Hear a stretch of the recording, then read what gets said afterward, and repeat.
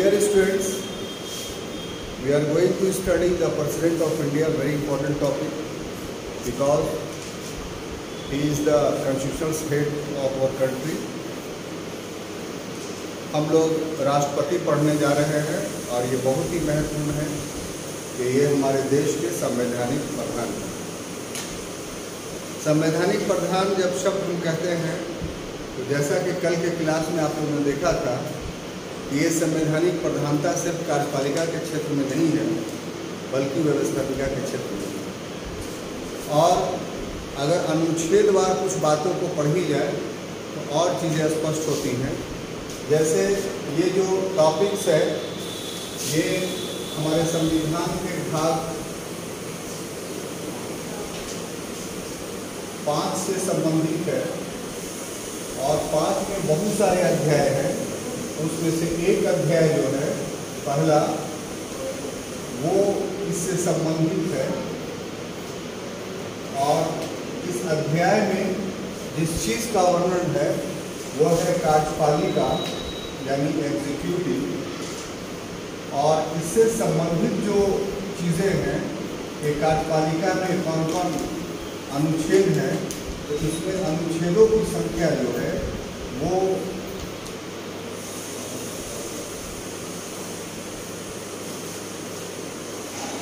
52 से लेकर के 78 है।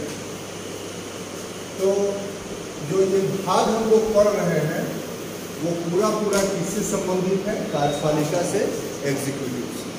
तो कल ही के क्लास में हम लोगों ने देखा था कि कार्यपालिका के अंतर्गत जिन लोगों को पढ़ना है, जिन पदों को पढ़ना है, उसमें राष्ट्रपति हैं, उपराष्ट्रपति हैं, प्रधानमंत्री हैं, केंद्रीय मंत्री परिषद है और महान्यायवादी अटॉर्नी जनरल ऑफ इंडिया। इतनी सारी चीज़ों को हम लोगों को पढ़ना है। साथ ही साथ इसमें जो सरकार की क्रिया पद्धति है, सरकार कैसे चलती है, उससे भी संबंधित बहुत सारे अनुच्छेद इसमें आपको मिलेंगे। हम लोग का दायित्व बनता है कि अनुच्छेदवार के साथ साथ इस टॉपिक की व्यवहारिकता को भी देखते चलें, अर्थात इंडियन कॉन्स्टिट्यूशन भी पढ़ें और इंडियन पॉलिटी का भी अध्ययन करें। तो शुरू करते हैं। सबसे पहले हम लोग का जो टॉपिक होगा वो होगा अनुच्छेद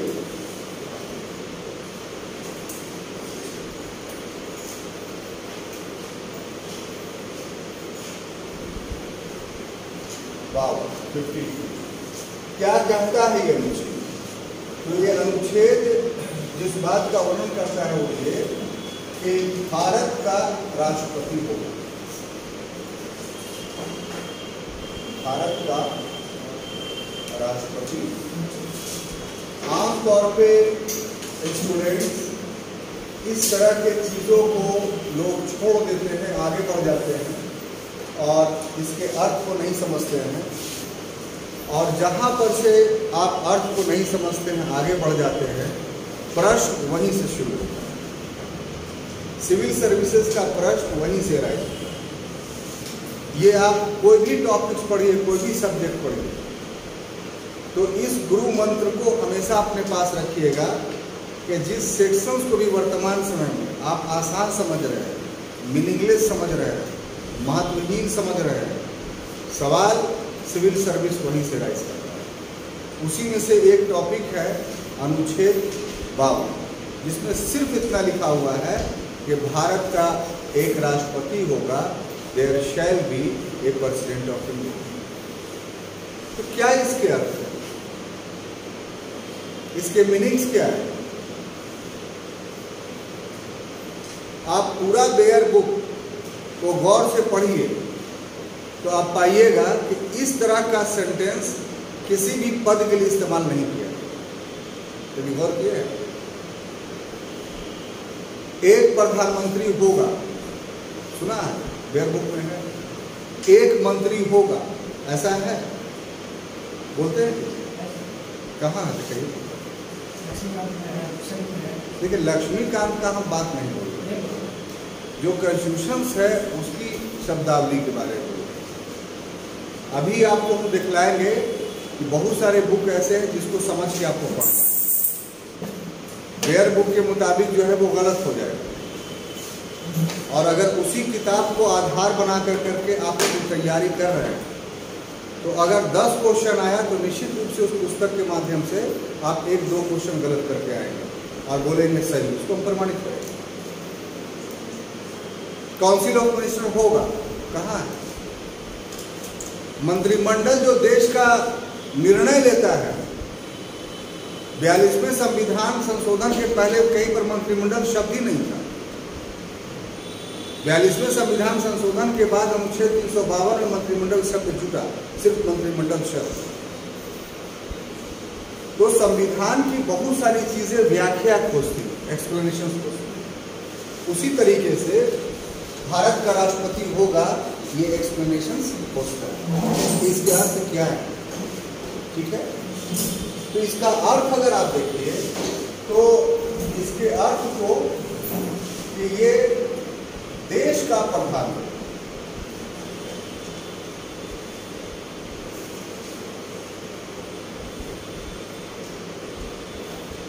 ये शासन का प्रधान,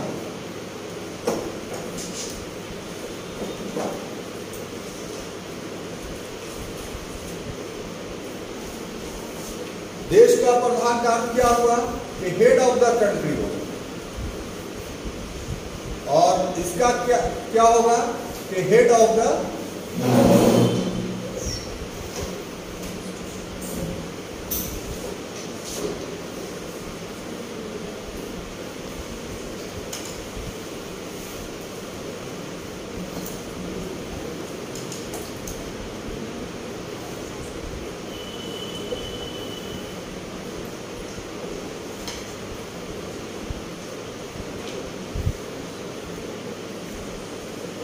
हेड ऑफ द गवर्नमेंट, ठीक है।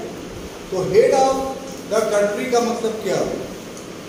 देश का प्रधान का मतलब क्या है कि ये देश का प्रथम व्यक्ति होगा, बाकी लोग इसके पीछे खड़े होंगे, फर्स्ट सिटीजन ऑफ इंडिया।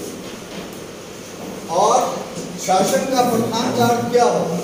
शासन का प्रधान का अर्थ जो होगा इसके आदेश से सारे काम होंगे।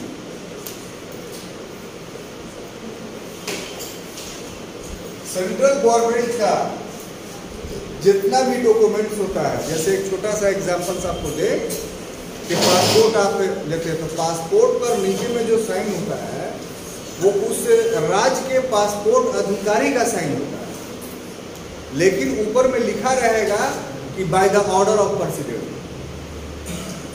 उनके आदेश से जो है वो हम काम कर रहे हैं, आपको दे रहे हैं। इसी प्रकार से शासन, कल ही के क्लास में हमने बताया कि शासन के 3 अंग होते हैं, कार्यपालिका, व्यवस्थापिका और न्यायपालिका। इसमें लास्ट में एक चीज बताया था आपको कि देखिए साहब, जो कार्यपालिका और व्यवस्थापिका उसमें संघात्मकता है, फेडरलिज्म है, लेकिन जो जुडिशियरी है, न्यायपालिका है, उसमें यूनिटरी सिस्टम हमने अडॉप्ट किया, ठीक है। प्लस कल समय उतना नहीं मिल पाया था, इसे कल की कुछ बातें आज भी बताएंगे। हम सेपरेशन ऑफ पावर की बात हम करते हैं तो ब्रिटेन में सेपरेशन ऑफ पावर है ही नहीं, सारी शक्ति पार्लियामेंट में, पार्लियामेंट के सामने वहां की जुडिशियरी, वहां की एग्जीक्यूटिव कुछ नहीं। हमारे यहाँ इससे थोड़ा हट कर कि ब्रिटेन के तरह एग्जीक्यूटिव और लेजिस्लेटिव मिला हुआ, यानी व्यवस्थापिका और कार्यपालिका मिला हुआ, लेकिन जुडिशियरी पूरी तरीके से आजाद है। यानी ब्रिटेन के संसदात्मक व्यवस्था को, पार्लियामेंट्री टाइप ऑफ गवर्नमेंट को अमेरिका के सेपरेशन ऑफ पावर के साथ उन्होंने अपनाया, जिसके तहत एग्जीक्यूटिव और लेजिस्लेटिव तो एक है लेकिन जुडिशियरी उससे अलग है। तो ऐसी परिस्थिति में अब तीसरा इसका क्यों कहते हैं देयर शैल बी परसेक्यूशन, तो तीसरा इसका यह है कि ये जो शासन का प्रधान का अर्थ हुआ, इसका मतलब कि कार्यपालिका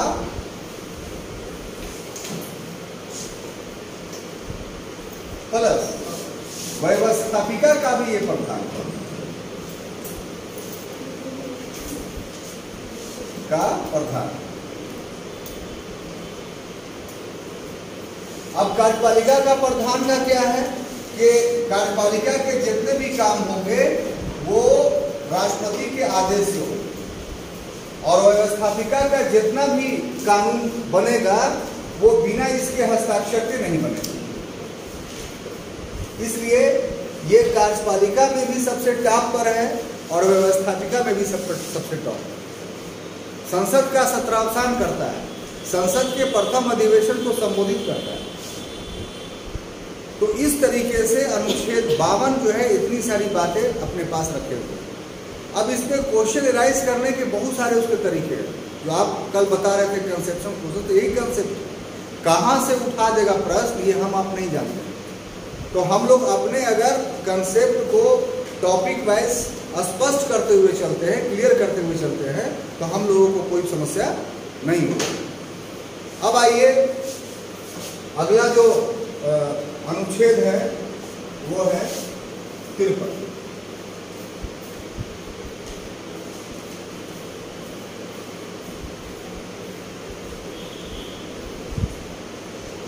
जहां तक अनुच्छेद 53 का प्रश्न है तो ये क्या कहता है?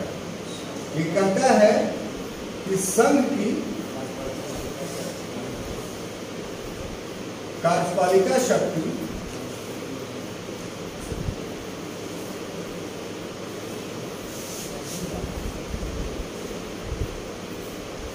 राष्ट्रपति में नहीं थी।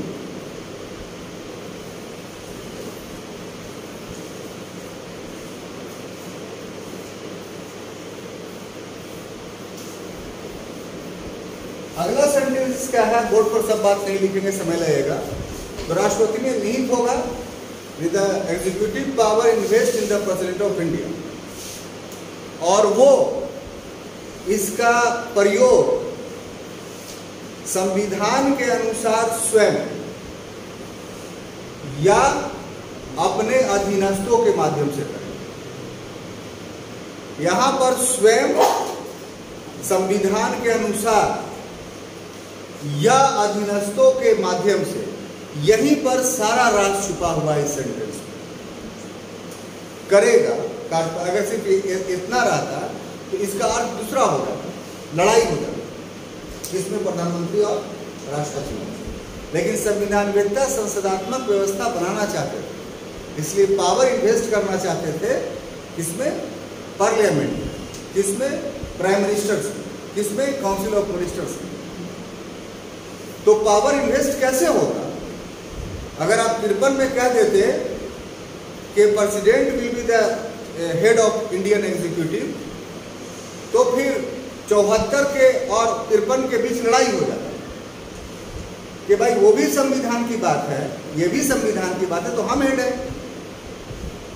तो पार्लियामेंट को सुप्रीम बनाने के लिए, प्राइम मिनिस्टर को रियल हेड बनाने के लिए एग्जीक्यूटिव का, जहां जहां पर झगड़े होने थे वहां वहां पे झगड़े को खत्म किया है। तो स्वयं संविधान के अनुसार या अपने अधीनस्थों के माध्यम से, ये जो 53 में जोड़ दिया गया, ये राष्ट्रपति के हाथ को बांध दिया। और अकस्मात परिस्थितियों में राष्ट्रपति को कुछ स्वतंत्रताएं दी। नहीं समझ रहे? Very good. ये सेंटेंस नहीं आप पूरा ले पा रहे हैं, तो लिखते हैं इसको, उसके बाद इसके एलोकेशन करते हैं। ये तो एक सेंटेंस हो गया। करेगा स्वयं संविधान के अनुरूप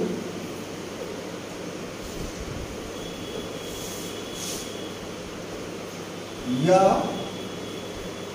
अपने अधीनस्थों के माध्यम, जो भी चीज हो पूछिए, ठीक है। शब्द का जहां तक प्रश्न है, तो शब्द चाहे इंग्लिश का हो या हिंदी का हो, हर शब्द अपने अंदर एक अर्थ रखता है। उस अर्थ को आप नहीं जानते हैं, इसीलिए हिंदी इंग्लिश में फंसे रहते हैं। आप बाइलिंगुअल होकर के अगर चीज़ों को समझेंगे तो आपके लिए समझ बड़ी अच्छी होगी। क्या हो जाएगी? समझ बहुत अच्छी होगी। तो आपने ये कहा कि सर इसका अर्थ क्या होता है? बहुत ही प्यारा सवाल है। तो आपका कहने का अर्थ ये था कि आप इसका अंग्रेजी बता दें। बोलिए, गलत बोल रहे हैं? नहीं, ईमानदारी से बोलिए, आपके कहने का सर अर्थ क्या था? रियली? चलिए, लेकिन जनरली क्या होता है कि इसका इंग्लिश बता दीजिए। तो चलिए, पहले आपके ना चाहते हुए भी हम लिख देते हैं सबऑर्डिनेट। अब आप इसका इंग्लिश भी नहीं समझ पा रहे हैं और हिंदी भी नहीं समझ पा रहे हैं कि यहाँ पर संविधान में जो अधीनस्थ सब लिखा हुआ है, साहब सबऑर्डिनेट लिखा हुआ है। What is meaning of this word? Please tell me. बहुत स्मार्ट लगता है। ये जो संविधान के अनुच्छेद 53 में एक शब्द आ गया है अधीनस्थ, सबऑर्डिनेट, इसका अर्थ आप क्या लेते हैं? हाँ, तो कौन? वेरी। यहां पर अधीनस्थ में क्या छुपा हुआ है? यहां पर अधीनस्थ में छुपा हुआ है काउंसिल ऑफ मिनिस्टर्स।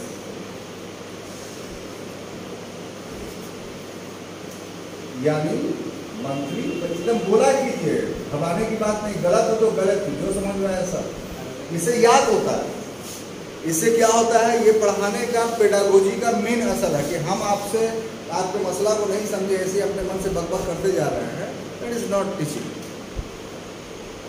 ये हुआ कि खाना पूरी कर रहे थे। अब देखिए कि यहाँ चीजें स्पष्ट हो गई कि अधीनस्थ का मतलब क्या है? काउंसिल ऑफ मिनिस्टर्स है, बेयर बुक में लिखा हुआ, क्लाउज में दे दो। ऐसा बात नहीं कि अपने मन से हम इस बात को, इस अधीनस्थ को हम आपको सैल्यूट करते हैं कि आपने उस रग को पकड़ा जो इसका मर्म था, जो इसका जहां से असल बात समझ में।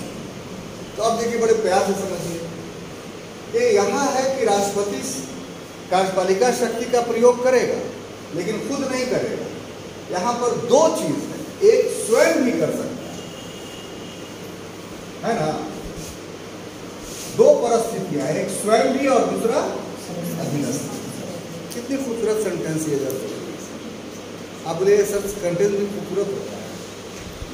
सेंटेंस खूबसूरत होता है कैसे? सेंटेंस जब बढ़िया से समझ में आ जाए, बदन में उस सेंटेंस से उत्तेजना पैदा हो जाए, तो सेंटेंस खूबसूरत हो जाता है। नहीं, और जब समझ में नहीं आया तो सेंटेंस जो है हेडेक हो जाता है। तो देखिए, इस सेंटेंस को आप समझिएगा तो कितना सुंदर लगने लगेगा कि स्वयं सेल्फ और अधीनस्थ सबऑर्डिनेट। तो सबऑर्डिनेट का क्लियर हो गया मंत्री परिषद, ठीक है। अब इस बीच में एक चीज जुड़ा हुआ है कि ये जो काम करेगा वो संविधान के अनुसार, सॉरी यहाँ पर के अनुसार छूट गया, संविधान के अनुसार, यानी अकॉर्डिंग टू कॉन्स्टिट्यूशन। अब अकॉर्डिंग टू कॉन्स्टिट्यूशन की जैसी बात आ रही है, तो आपको खोजना होगा कि कहां पर कार्यपालिका के बारे में और बातें कही गई, तो कहां पर कही गई है कार्यपालिका के बारे में संविधान में, और कहां पर वर्णन? जी 74, वेरी गुड, इंटेलिजेंट। तो इसका जो जुड़ाव है पूरे सेंटेंस का, ये जो संविधान के अनुसार वाली बात है, ये वाला बात, तो ये अनुच्छेद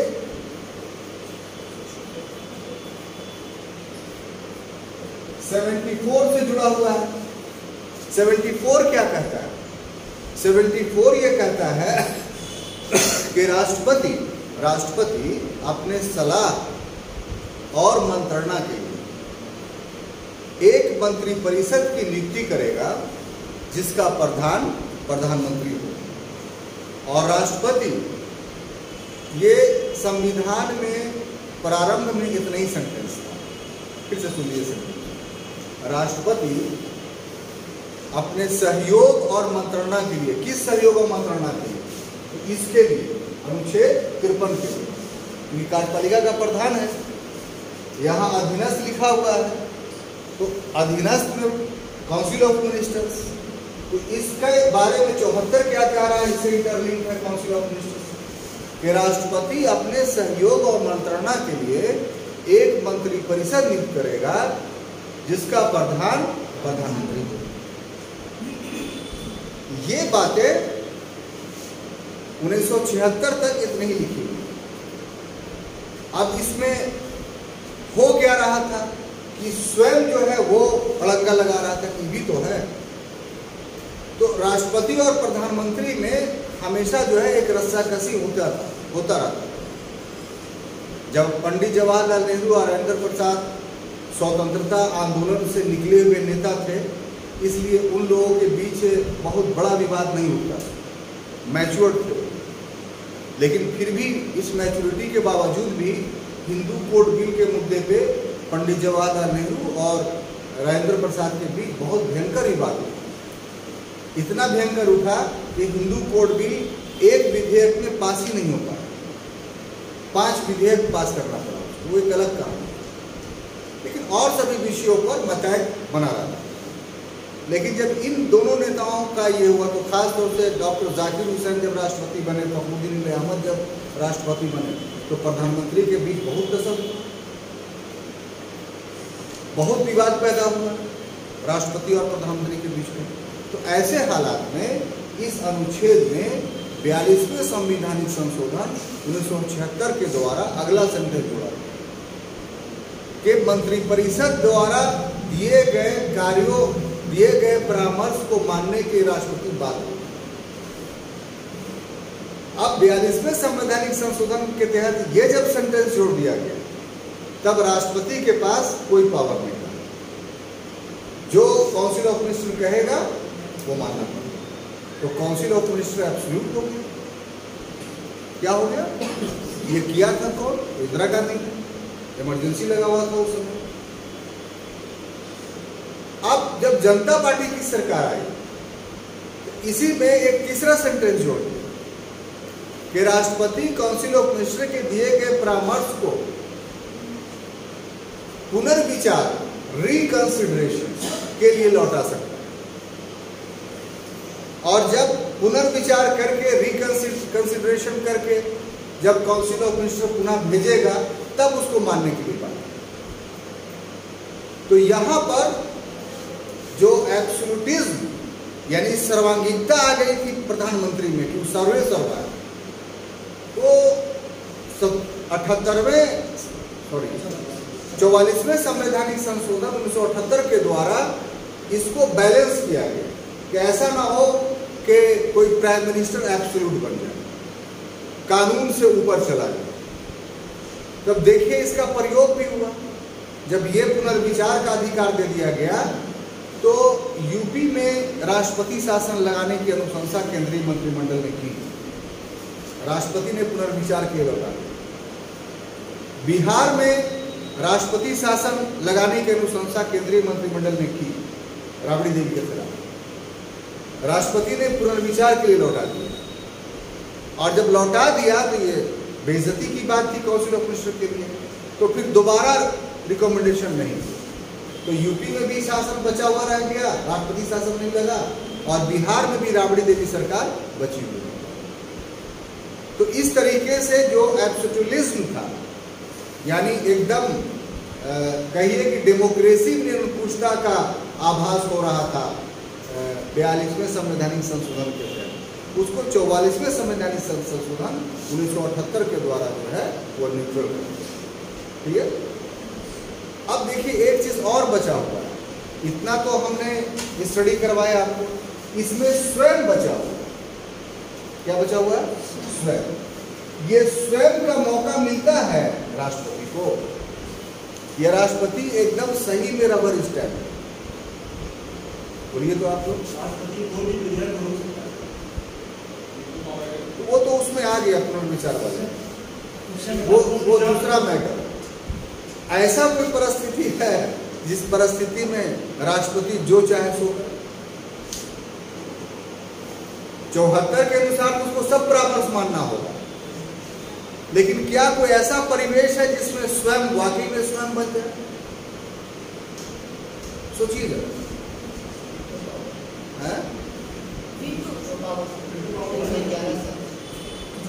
चलिए मान लेते हैं, लेकिन बहुत एप्रोप्रिएट नहीं बोल रहा है।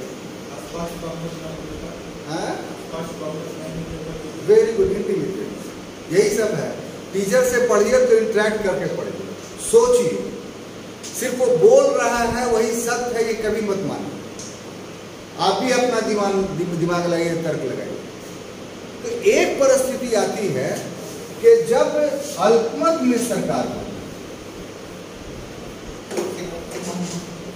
जी हाँ, ये मत, अल्पमत में सरकार हो, यानी किसी को लोकसभा में मेजोरिटी नहीं थी, तो ऐसी परिस्थिति में राष्ट्रपति को पूर्ण स्वविवेक प्राप्त हो जाता है अकॉर्डिंग टू कॉन्स्टिट्यूशन, कि वो जिसे चाहे उसे लगे कि अमुक व्यक्ति बहुमत साबित कर देगा तो उसको प्रधानमंत्री बना देगा।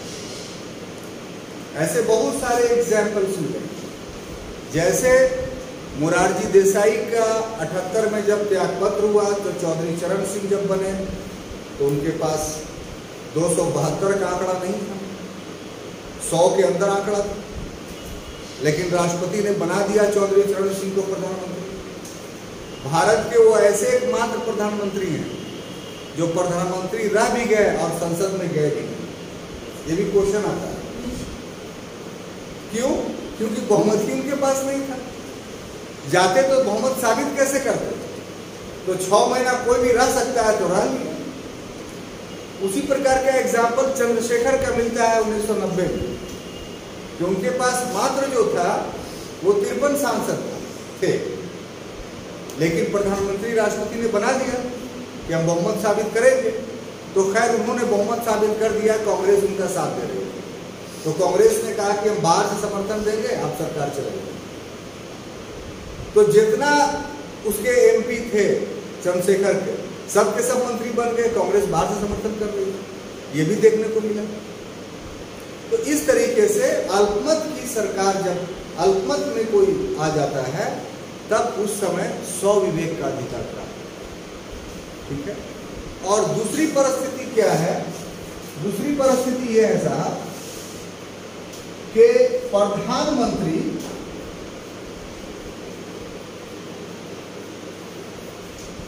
विश्वास खो दे। विश्वास खो दे किसका है? प्रधानमंत्री विश्वास खो दे किसका? लोकसभा का। ऐसी पढ़ी तो पढ़ाने में मजा आया।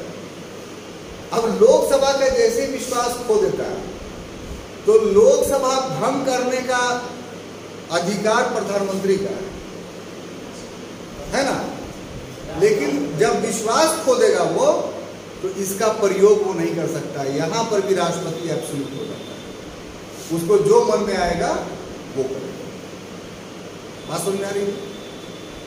तो ये वो परिस्थिति है जिसमें स्वयं दिखाई पड़ता है कि राष्ट्रपति भी आपका फुल रबर स्टैंप नहीं है, बल्कि स्वयं कुछ काम कर सकते हैं।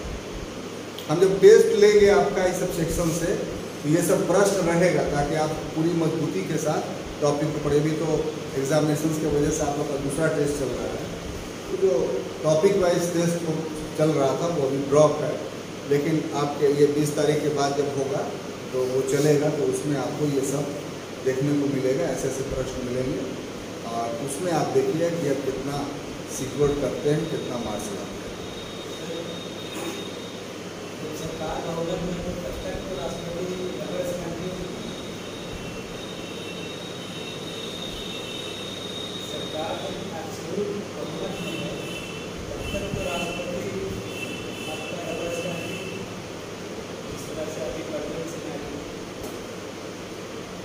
देखिए, ये एक ऐसा प्रश्न आपने कर दिया कि इसका जवाब एकदम तड़ाक से हाँ में देना बहुत अच्छा नहीं होगा।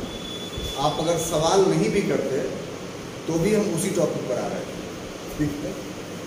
अब देखिए साहब कि फिर कल पर हम लौट गए, स्पीड चलेंगे, घबराइए नहीं, खाली ये क्लियर कर दीजिए, उसके बाकी सब जो अनुच्छेद है वो सब आराम से चलेंगे। लेकिन यहाँ पर थीम की बात है, और थीम हम कहते हैं कि बढ़िया से समझना चाहिए। हमने पार्लियामेंट्री टाइप ऑफ गवर्नमेंट अपनाया है, इसमें कोई दो राय नहीं है। लेकिन साथ ही साथ इसको आगे बढ़ाएं, इसी का कंटिन्यू करेगा, फिर दूसरा ले लेंगे। देखिए एक चीज है जिसको समझना होगा आपको कि हमने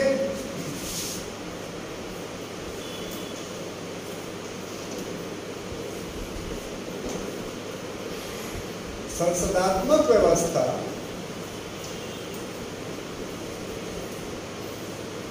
यानी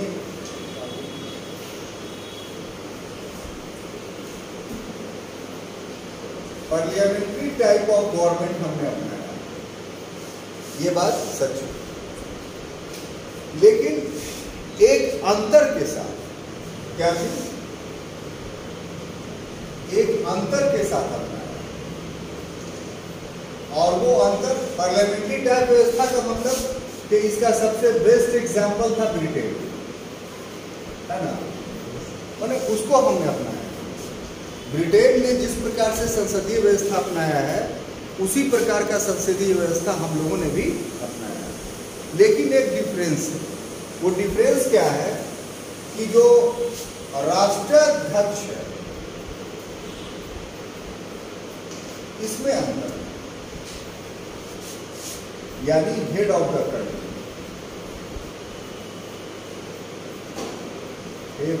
हेड ऑफ द,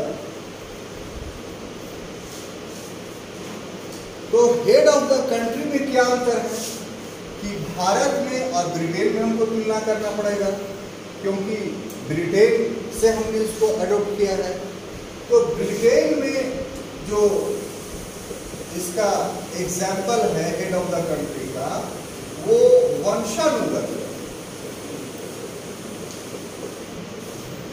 यानी हेरिडिटरी। और हमारे यहाँ जो यानी भारत में जो राष्ट्रपति है वो वंशानुगत नहीं है बल्कि निर्वाचित है।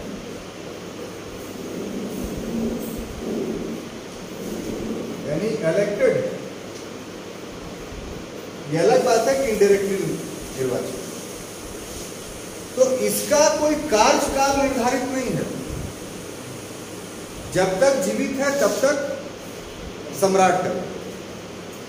यहां कार्यकाल निर्धारित है, जनता अप्रत्यक्ष रूप से राष्ट्रपति को चुन रही है। तो ऐसी परिस्थिति में कुछ बातें अस्पष्ट होती हैं। बातें अस्पष्ट ये होती है कि इसके कारण से ब्रिटेन में ये पूर्ण रूप से शक्तिहीन हो गया है। यानी काउंसिल ऑफ मिनिस्टर के खिलाफ नहीं जा सकता है। जो काउंसिल ऑफ मिनिस्टर कहेगा वो मानेगा ही। और ब्रिटेन के सम्राट में यह शक्तिहीनता ग्रेजुअली धीरे धीरे आई। ये एक लंबा इतिहास है जो 1688 से शुरू होता है और अब तक पहुंचता है। तो वो सेक्शंस में हम नहीं जाना चाहते हैं क्योंकि वो हिस्ट्री का मतलब है। अभी उसका सिचुएशन ये है कि वो सिर्फ जो है सिग्नेचर कर सकता है, कुछ उसमें फेर बदल या कुछ परामर्श या रिकंसिलेशंस नहीं करवा सकता। तो उसके लिए आप कह सकते हैं कि वो रबर स्टैम्प। कितनी सुंदर बात है। लेकिन अगर इसके बारे में आप कहिए तो ये इतना शक्तिहीन नहीं जितना ब्रिटेन का है। अभी अभी कहा कि अगर प्रधानमंत्री जो है वो अल्पमत में आ जाए या विश्वास खो दे तो यहाँ के राष्ट्रपति को जो है वो पूरा अधिकार मिल जाता है कि किसको वो प्रधानमंत्री बनाए, लोकसभा भंग करे या ना करे। और दो एग्जाम्पल्स मैंने दिया आपको जिसमें राष्ट्रपति ने अपने विवेक का प्रयोग करके प्रधानमंत्री बनाया, जिसमें से एक व्यक्ति जो था वो गलत बनाया, चौधरी चरण सिंह को, उसके पास बहुमत नहीं था। तो यहाँ पर राष्ट्रपति का जो सोच था वो गलत साबित हुआ कि नहीं? कि सही साबित हुआ? गलत साबित। तो यहाँ पर आप ये थोड़ी कहिए कि पूरे रूप से शक्ति है। तो इसलिए रबर स्टैम्प का प्रयोग यहाँ कर सकते हैं। बड़ा नाजुक एक्सप्लेनेशन करता है। इसके लिए आप रबर स्टैंप का प्रयोग नहीं कर सकते। इसका प्रतिरूप जो राज्यपाल है राज्यों में, वो भी राज्य अध्यक्ष अपने राज्य में, उसके लिए रबर स्टैंप का इस्तेमाल होता है।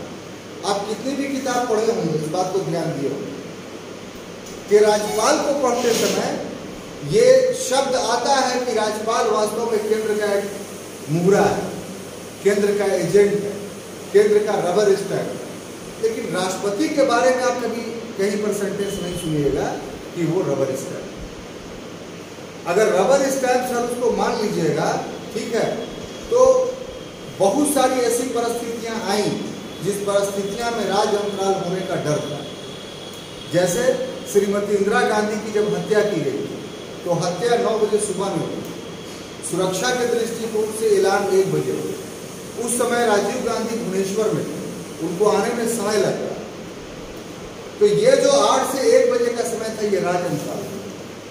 अगर आपका राष्ट्रपति शक्तिशाली नहीं रहा, नियम क्या है कि बहुमत दल का नेता का चुनाव होगा, बड़ा गौर से सुनिएगा, और जब नेता चुन लिया जाएगा तब जो है उसको वोट दिलाएगा राष्ट्रपति। यहाँ पर राष्ट्रपति ज्ञानी जैल सिंह ने क्या किया था? हाँ, ज्ञानी जैल सिंह, राष्ट्रपति ज्ञानी जैल सिंह ने क्या किया था? यही ना किया था कि राजीव गांधी एयरपोर्ट से उतरे, अपनी माँ का शक्ल भी नहीं देखा, मरी हुई माँ, और राष्ट्रपति भवन में सीधा बुला लिया गया और बिना मीटिंग किए हुए उनको वोट दिला दिया। तो राष्ट्रपति अगर रबर स्टैंप होता है ज्ञानी जैल सिंह तो दिला नहीं ना। इसलिए हम ये नहीं कह सकते हैं कि भारत का राष्ट्रपति रबर स्टैंप, लेकिन हम ये भी नहीं कह सकते हैं कि भारत का राष्ट्रपति बहुत शक्तिशाली, क्योंकि संसदात्मक ले रहे हैं, संसदात्मक व्यवस्था। ठीक है, क्लियर? अब देखिए दूसरा चीज जो है कि इसके साथ एक चीज जुड़ा हुआ है कि चूंकि ये वंशानुगत है तो ब्रिटेन, इसलिए ये गणतंत्र नहीं है। और ब्रिटेन गणतंत्र नहीं, गणतंत्र का इंग्लिश क्या होता है? रिपब्लिक। रिपब्लिक उस देश को बोलते हैं जिसका राष्ट्रीय अध्यक्ष जनता द्वारा निर्वाचित है। तो वहां तो वंशानुगत है, इसलिए ब्रिटेन एक डेमोक्रेटिक कंट्री है लेकिन एक रिपब्लिक कंट्री नहीं है। क्यों नहीं है? इसलिए कि उसका राष्ट्रीय अध्यक्ष इलेक्टेड नहीं है, बल्कि हेरिडिटरी टाइप से वो बनता है। लेकिन हमारे यहाँ जो है वो गणतंत्र है भारत। क्यों गणतंत्र है? क्योंकि हमारे यहाँ जो है वो राष्ट्रपति जो है इलेक्टेड है। तो हम सिर्फ गणतंत्र ही नहीं है बल्कि लोकतंत्र भी, यानी रिपब्लिक और डेमोक्रेटिक दोनों हैं। चलिए दानिश भाई आप बोलिए कि भारत रिपब्लिक और डेमोक्रेटिक कहाँ गया? आप बोलिए कि रिपब्लिक और डेमोक्रेटिक दोनों है। तो रिपब्लिक का तो हमने अर्थ बता दिया आपको कि जिसका head of the country elected हो वो कंट्री रिपब्लिक। भारत डेमोक्रेटिक है, इसका मतलब क्या होता है?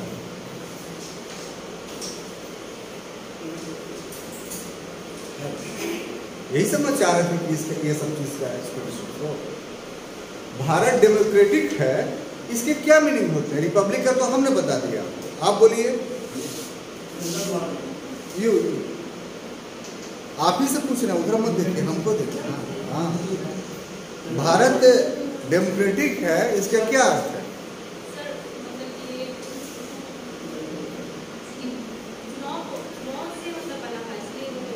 थोड़ा मजबूत होकर बोलिए, डरिए नहीं। इसीलिए सिंपल सी बात है कि यहाँ जो है पावर जो है वो नेताओं में नहीं है, यहाँ पावर पीपुल में। तो जहाँ पावर पीपुल में होता है वो लोकतंत्र होता है, लोक का तंत्र, पीपुल का तंत्र। कितनी सिंपल बात थी और डर रहे थे, कितना सिंपल बात थी और डर रहे थे। तो ये सब चीज है जो आपको एक्सप्लेन करते हुए चलना पड़ेगा। चलिए, तो ये दो अनुच्छेद हम लोगों ने समझा। इसमें एनी क्वेश्चंस, कोई कंफ्यूजन?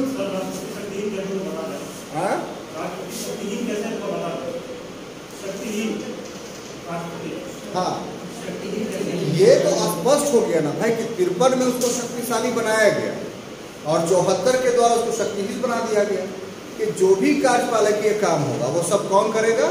Council of ministers. इसलिए शक्तिहीन होगा। आप स्ट्रेट सवाल कीजिएगा तो उसका यही जवाब होगा।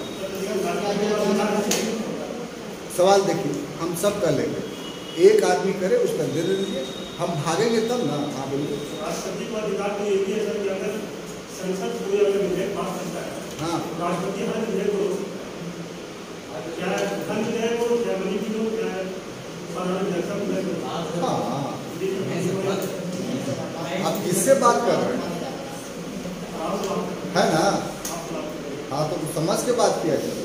या तो फिर हम में कमी है, फिर आप में कमी है, फिर यही हो जाता है। कोई भी धन विधेयक, मनी बिल को राष्ट्रपति साइन करने से नहीं रोक सकता है। क्यों जानते हैं? क्यों का जवाब, क्योंकि राष्ट्रपति के आदेश से ही वो प्रस्तुत होता है। उसी वक्त रोक सकता है, चाहे लेकिन उसी वक्त राष्ट्रपति जो है धन विधेयक खुद राष्ट्रपति पास होती है। अच्छा, कौन किताब पढ़ के आए कि उस वक्त रोक सकता है? हम तो बूढ़ा हो गए पढ़ते पढ़ते, हमको तो कभी नहीं। भाई, ये पावर लोकसभा अध्यक्ष को दिया गया है कि कौन विधेयक धन विधेयक है, ये प्रमाणित कौन करेगा? Speaker of the Lok Sabha. और जब उसने प्रमाणित कर दिया कि ये धन विधेयक है, तो फिर मजबूर है राष्ट्रपति उसको टेबल करने के लिए, सदन में रखने के लिए। टेबल का मतलब सदन में रखने के लिए। ऐसा कहीं नहीं है कि धन विधेयक को टेबल करने के लिए रोक सकता है। तो दीजिए बेवकूफ जी, दिखावें हमें।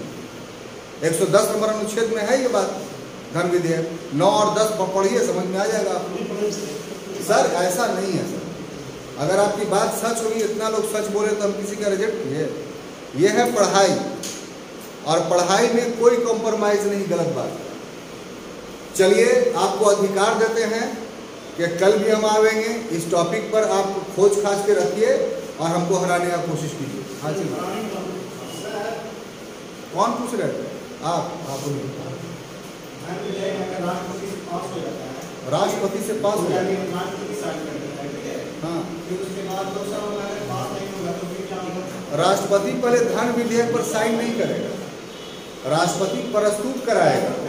ठीक है, तो राष्ट्रपति प्रस्तुत कराएगा का मतलब ये हुआ एक आभासिक शब्द है, ये इसको फॉर्मेलिटीज बोल सकते हैं। जब लोकसभा ने कह दिया कि इट इज मनी बिल, बस वो प्रस्तुत हो जाता है। अब जब प्रस्तुत हो गया, पास हो गया लोकसभा से, और मनी बिल कोई भी होगा तो लोकसभा में ही फर्स्ट ऑफ ऑल प्रस्तुत होगा। राज्यसभा में जाए आप उसको प्रेजेंट फर्स्ट ऑफ ऑल नहीं कर सकते, खत्म हो गया। लोकसभा में पास अगर नहीं हुआ, समझ गए। और अगर ये वार्षिक वित्तीय विवरण अगर बजट है और पास नहीं हुआ तो सरकार गिर जाएगी। हाँ, तो गवर्नमेंट गिर जाएगा। कहाँ है सर? हाँ, बिल के केस में तो राष्ट्रपति को हो सकता है, हाँ, जनरल बिल मनी बिल को नहीं रोक। ये सिंपल सा, इसमें कोई कंफ्यूजन की बात। बड़े आगे पूरा सबको समझ में आ गया। अब देखिए साहब, जो हम लोग 52 और 53 पढ़े, यही ना। अब जो 54 संबंधित है वो राष्ट्रपति के निर्वाचन से।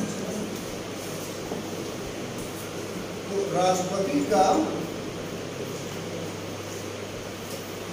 निर्वाचन, अब देखिए वो जो आपको पढ़ा रहे थे वो इलेक्शंस ऑफ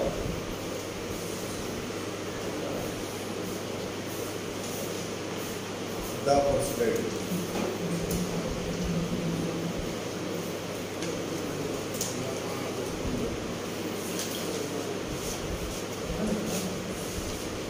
वो जो 2 अनुच्छेद पढ़ा रहे थे वो हम इंडियन कॉन्स्टिट्यूशन पढ़ा रहे हैं, भारत का संविधान। मतलब जो अनुच्छेद में कहा जा रहा है उसकी व्याख्या, इसको जो पढ़ा रहे हैं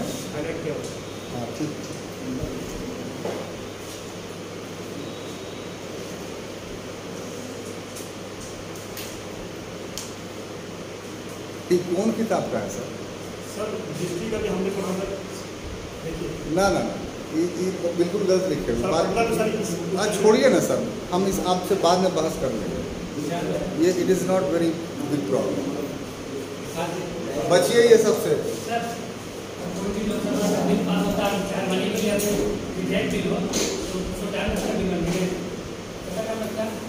इसका कोई टाइम बाउंड कोई निर्धारण नहीं है। कोई विधेयक, पहले जान लीजिए बात कि कोई भी विधेयक प्रस्तुत होता है कहीं भी तो सिर्फ बजट को छोड़ करके बाकी जितना विधेयक है उसका कोई टाइम बाउंड नहीं है। बजट का है, उसका तिथि निर्धारित है कि इतना दिन में हो जाना चाहिए, नहीं होगा तो देश का पूरा व्यवस्था ही समाप्त हो जाएगा। लेकिन बजट को छोड़ करके अन्य कोई मनी बिल है या अन्य कोई जनरल बिल है या अन्य कोई कॉन्स्टिट्यूशनल अमेंडमेंट बिल है, ये सब के लिए कोई समय सीमा निर्धारित नहीं है। क्लियर? सिर्फ मनी बिल में एक समय सीमा राज्यसभा में निर्धारित है कि 14 दिन के अंदर उसको दे देना है, नहीं देगा तो वहाँ उपवास माना जाएगा। ये एक अलग प्रश्न है, आगे आएगा। ये बहुत इंपॉर्टेंट प्रश्न है, उसमें आप घुसिएगा तो फिर ये खत्म हो जाएगा। तो प्रश्न कीजिए टॉपिक से रिलेटेड। हाँ बोलिए। ये भी बहुत अच्छा प्रश्न है, लेकिन अभी का विषय से विषयांतर है। आप अपने से जानना चाहते हैं तो अनुच्छेद जो है वो 109 पढ़ लीजिएगा, तो उसमें 6 पॉइंट है। वो 6 पॉइंट जिस बिल में होगा वो मनी बिल होगा, वो 6 पॉइंट जिसमें नहीं होगा वो फाइनेंस बिल होगा। ठीक है?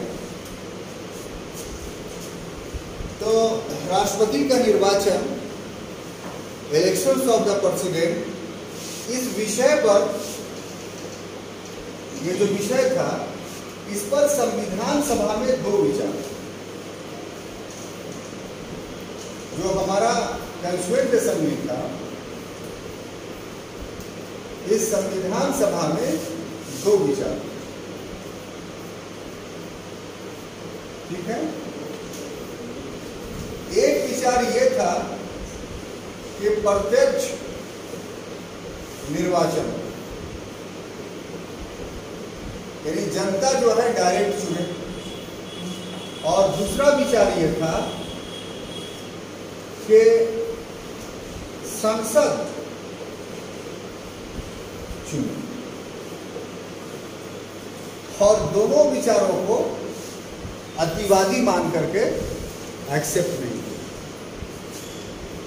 2 प्रोपोजल आए। पहला प्रोपोजल आया कि जनता प्रत्यक्ष रूप से राष्ट्रपति का निर्वाचन करे, चूंकि ये राष्ट्राध्यक्ष है। दूसरा कि नहीं, इतना करने की क्या जरूरत है, असल तो पावर इन्वेस्ट कर रहे हैं काउंसिल ऑफ मिनिस्टर, तो राष्ट्रपति के लिए इतना लंबा चौड़ा खर्च क्यों उठाएगा। ठीक है, राष्ट्राध्यक्ष है, सिंबॉलिक है, असल तो राष्ट्राध्यक्ष प्रैक्टिकली प्राइम मिनिस्टर होता है, तो इसको पार्लियामेंट से पास करा दिया था, पार्लियामेंट से इलेक्ट करा दिया था। ये दोनों को नकार दिया। पहला जो विचार था उसको तो इसलिए नकारा गया कि साहब संसदीय शासन व्यवस्था हम लोग अपनाए हैं। संसदीय शासन व्यवस्था में जो शक्ति केंद्रित होती है वो मंत्रिपरिषद में होती है, जिसका प्रधान प्रधानमंत्री होता है और वास्तविक हेड वही होता है। तो यदि हम राष्ट्रपति को जनता द्वारा प्रत्यक्ष रूप से निर्वाचित करवा देंगे तो ये भी दावा करेगा कि जिस प्रकार से आप जनप्रतिनिधि हैं वैसे ही हम भी हैं, बल्कि ये तो दावा ये करेगा कि आपसे बढ़कर हम हैं। क्यों? क्योंकि आपको जनता द्वारा चुने गए प्रतिनिधियों ने प्रधानमंत्री चुना है, यानी आप इनडायरेक्ट इलेक्टेड है। आपको जनता ने प्रधानमंत्री नहीं चुना है, जनता ने हमें राष्ट्रपति डायरेक्ट चुना है। इसलिए शक्तिशाली सबसे ज्यादा हम आपके हैं। असल रिप्रेजेंटेटिव ऑफ द पीपुल हम कहलाने के अधिकार। तो इस तरीके से विवाद उभरता, इसलिए इसको डिसमिस कर दिया और सिर्फ संसद के सदस्य ही इसमें भाग ले, इसको इस आधार पर डिसमिस किया गया कि राष्ट्रपति राष्ट्र का प्रधान है। और सिर्फ संसद को अगर निर्वाचन में ये अधिकार दिया जाएगा तो राज्य इससे अछूते रह जाएंगे और संसद में जिस दल का बहुमत होगा उस वही दल अपना राष्ट्रपति चुन लेगा। तो वो दल अगर राष्ट्रपति चुन लेगा तो वो एक प्रकार से जो है उस सरकार का एजेंट के रूप में काम करेगा। और हमें राष्ट्रपति ऐसा रबर स्टैंप नहीं बनाना था। अगर रबर स्टैंप बनाना होता तो पार्लियामेंट से हम इलेक्ट करा लेते। इसका अर्थ ये हुआ, ये संविधान सभा में जो बहस हुई उससे आपको जवाब दे रहे हैं। तो हमको एक रबर स्टैंप राष्ट्रपति नहीं चाहिए, हमको एक ऐसा राष्ट्रपति चाहिए था जो आकस्मिकता में देश को संभाल सके। तर्क के खातिर मान लिया कोई आतंकवादी आया और पार्लियामेंट चल रहा है और उसने बम लगा दिया और सारा पार्लियामेंट को उड़ा दिया, जितने एमपी थे, जितने मिनिस्टर्स थे और प्राइम मिनिस्टर सब मारे गए, एक छोड़ देने के लिए अपमान ली। तो ऐसे विषम स्थिति के लिए हमारे पास राष्ट्रपति बचे हुए हैं, वो पूरे देश के शासन को संभाल लेंगे। क्यों? क्योंकि अभी काउंसिल ऑफ मिनिस्टर है नहीं, अभी इलेक्टेड बॉडी है नहीं, तो 74 निष्क्रिय हो जाएगा ऑटोमेटिकली और 53 जो है वो 53 का स्वयं ऊपर के सामने आ गया। तो जो संविधान निर्माता थे वो बड़ी दूरदृष्टि के थे और सब आने वाली परिस्थितियों से अवगत थे कि क्या हो सकता है। तो इसलिए कि वो पूरा देश का प्रतिनिधि हो, इसलिए उसका इलेक्शंस में लोकसभा के साथ साथ राज्यों की विधानसभाओं को भी इसमें महत्व दिया। और जब ऐसा हो जाता है तो कोई भी व्यक्ति राष्ट्रपति बनता है वो किसी दूसरे दल का अवहेलना नहीं कर सकता। अभी एब्सोल्यूट मेजॉरिटी नरेंद्र मोदी को है या राज्यों में सरकारें अधिकांश तो उसकी है, तो एक बात अलग है, लेकिन हमेशा ऐसा नहीं रहता। तो जब राज्यों में गैर केंद्रीय सरकार रहती है तो वैसे परिस्थिति में आम सहमति से राष्ट्रपति चुना जाता है कि भाई बोलिए आप इनका सपोर्ट कीजिएगा, तो हाँ, तब जो है राष्ट्रपति बनते हैं। जैसे एपीजे अब्दुल कलाम आजाद के क्या थे, आम सहमति से बने कि हाँ इन पर किसी को कोई आपत्ति नहीं है, विरोधी दल भी साथ दिया। तो इस तरीके से ये दोनों को माइनस करके जो राष्ट्रपति का जो निर्वाचन का पद्धति ये किया गया वो अनुच्छेद 54 में।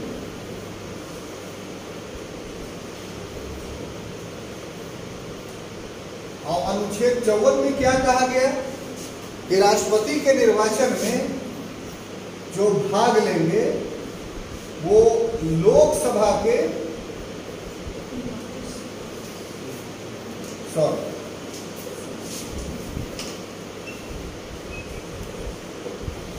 संसद के निर्वाचित सदस्य है ना, संसद के निर्वाचित सदस्य,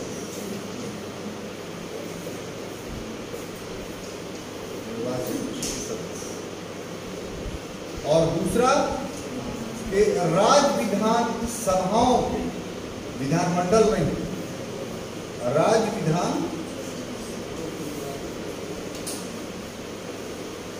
सभाओं के निर्वाचित सदस्य।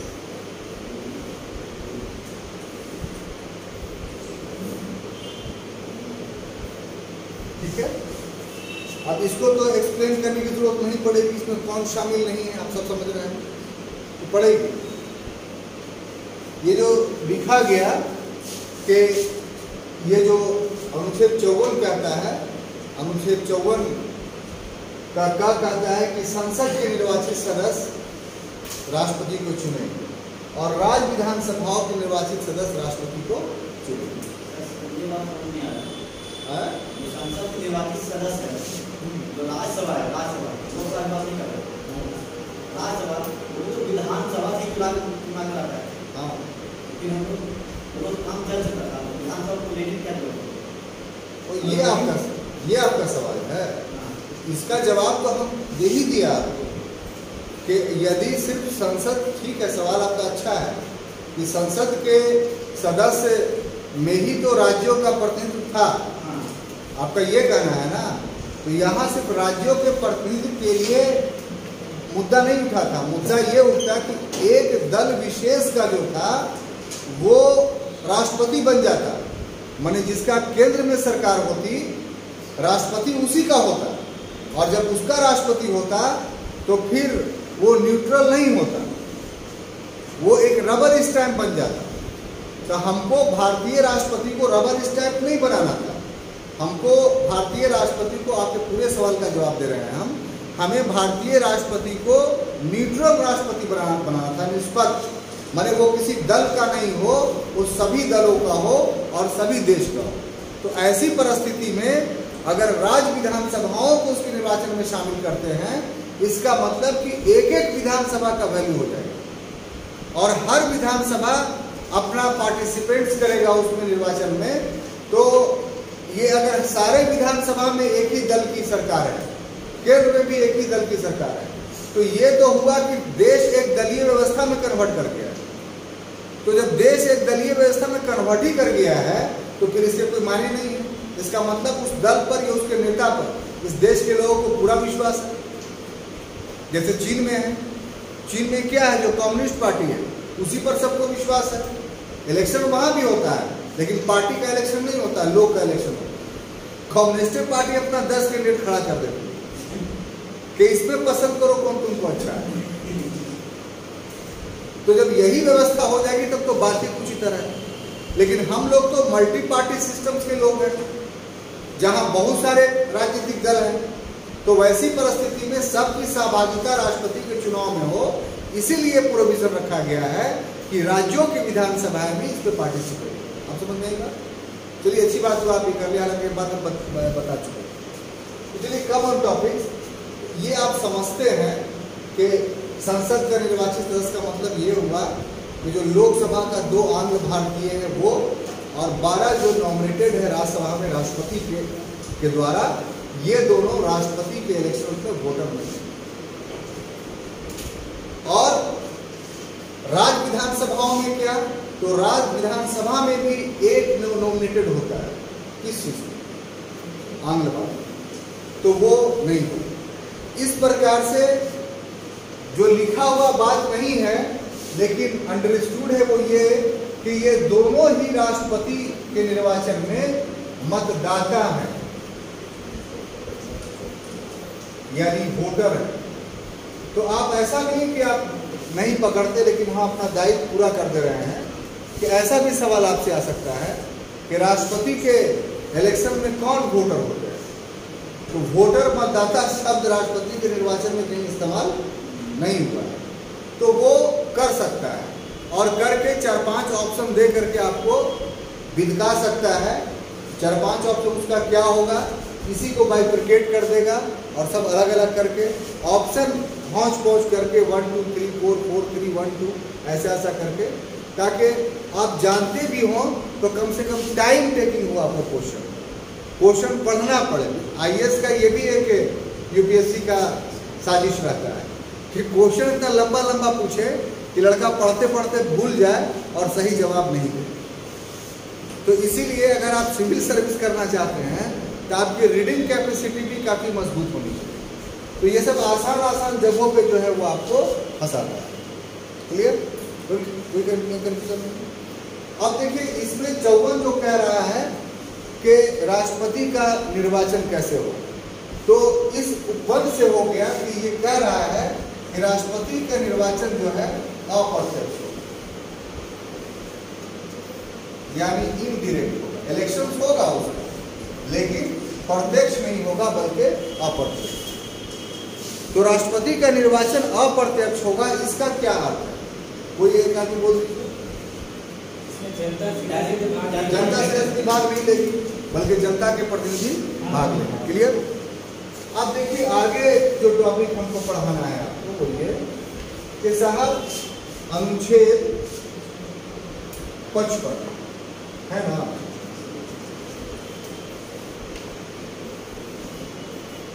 अनुच्छेद 55 हम लोग पढ़ क्या रहे हैं, राष्ट्रपति का निर्वाचन। तो निर्वाचन से संबंधित 2 अनुच्छेद हैं, 54 और 55। 55 क्या कह रहा है कि राष्ट्रपति के निर्वाचन की रीति,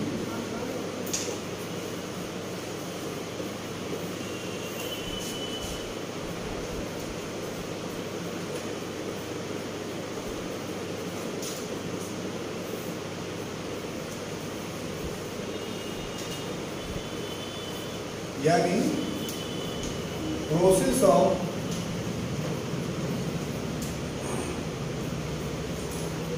the election of the president.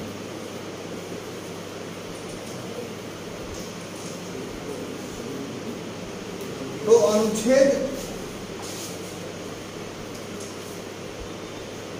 55 ये कहता है, अनुच्छेद 55 का खंड 1 के क्लॉज कि राष्ट्रपति का निर्वाचन जो है वो अप्रत्यक्ष ढंग से होगा, यानी जनता नहीं करेगी, जनता के प्रतिनिधि करेंगे। ठीक है। दूसरा इसका क्लॉज ये कहता है कि इसमें राज्यों को जो प्रतिनिधित्व दिया जाएगा स्टेट्स को, तो उसमें समानता लाई जाएगी, राज्यों के बीच इक्वलिटी लाई जाएगी। तो राज्यों के बीच इक्वलिटी का क्या अर्थ है कि कोई राज्य बड़ा है, कोई राज्य छोटा है, किसी राज्य के विधानसभा की सदस्य संख्या कम है, किसी राज्य के विधानसभा की सदस्य संख्या अधिक है। तो राज्यों के समानता का अर्थ ये हुआ कि हर राज्य को एक यूनिट नहीं माना जाए, बराबर नहीं माना जाए, बल्कि राज्यों के समानता का अर्थ ये हुआ कि उस राज्य की जो विधानसभा की सदस्य संख्या है, उस जनसंख्या के अनुपात में उसका वोट का अधिकार, जितनी जनसंख्या उतना ही उसके वोट का पावर। जहां ज्यादा जनसंख्या वहां के एमएलए का वोट का पावर अधिक। तो इस ढंग से मतदाताओं के बीच में, विभिन्न राज्यों के एमएलए वाले मतदाताओं के बीच में समानता लाने की कोशिश की गई। ये अनुच्छेद 55 के खंड 2 के उपखंड क में ये बात कही गई। और अनुच्छेद 55 के खंड 2 के उपखंड ख में जो बात कही गई है वो कि ये जो निर्वाचन होगा इसमें 2 पद्धतियां अपनाई जाएंगी राष्ट्रपति के निर्वाचन में। ये जो 2 पद्धतियां जो होंगी उसको पहले को बोलेंगे अनुपातिक प्रतिनिधित्व।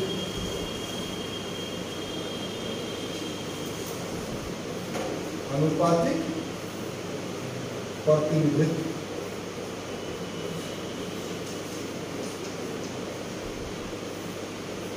इसको इंग्लिश से बोलेंगे प्रोपोर्शनल रिप्रेजेंटेशन।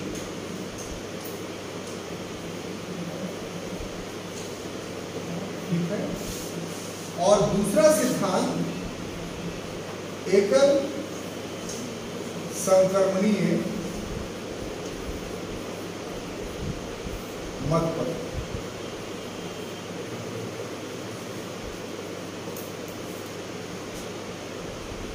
इसको बोलेंगे सिंगल ट्रांसनल वोट सिस्टम।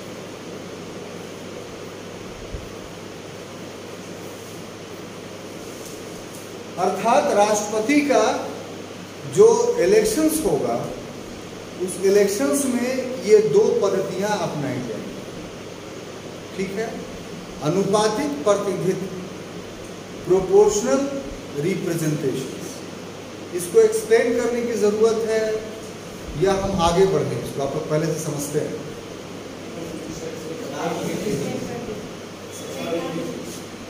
आगे बढ़ जाए नहीं तो अभी तक पढ़ क्या रहे? कौन है जो अनुपातिक प्रतिनिधित्व को समझा सकता है?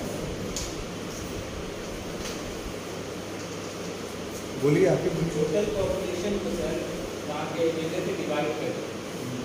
नहीं, पहले तो अनुपातिक प्रतिनिधित्व प्रोपोर्शनल रिप्रेजेंटेशन का मीनिंग्स क्या है?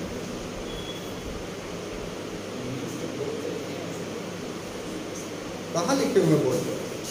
तो सिर्फ शब्द लिखे हुए हैं, इसका अर्थ थोड़ी लिखे हैं। हाँ,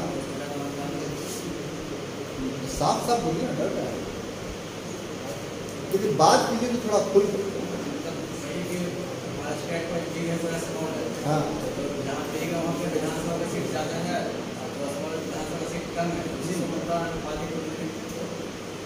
वो मैंने जहाँ का विधानसभा का सीट ज़्यादा है और जहाँ का कम है उसी को बरोबर करने का नाम अनुपातिक प्रदेश है ना? है?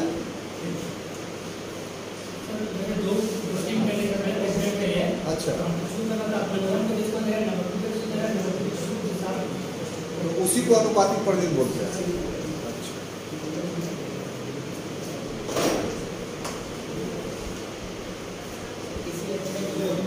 कुछ भी बोलिए, आपको पूरा मौका दे रहे हैं।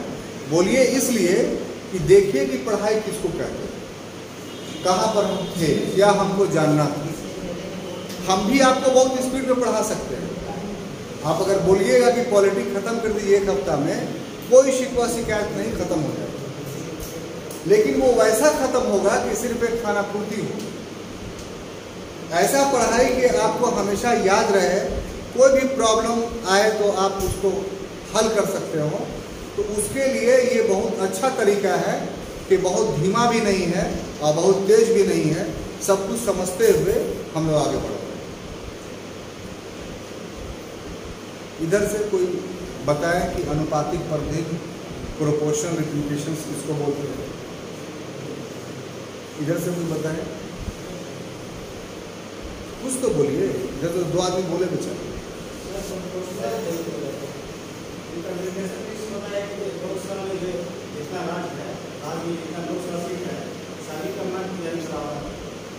सभी का मत बराबर हो, और लोकसभा और किसका?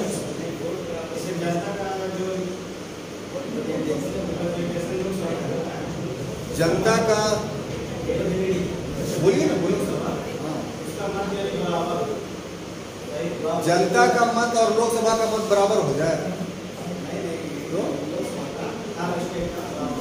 वो हर स्टेट का बराबर हो जाए लोकसभा में। आप लोग समझ गए इनका बात, क्या कहना चाह रहे हैं?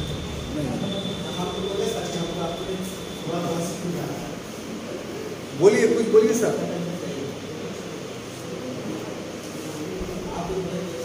उनके देखे से जो आ जाए चेहरे पे रौनक, वो तो समझे हैं बीमार का हाल अच्छा है। बोलिए कुछ। नहीं,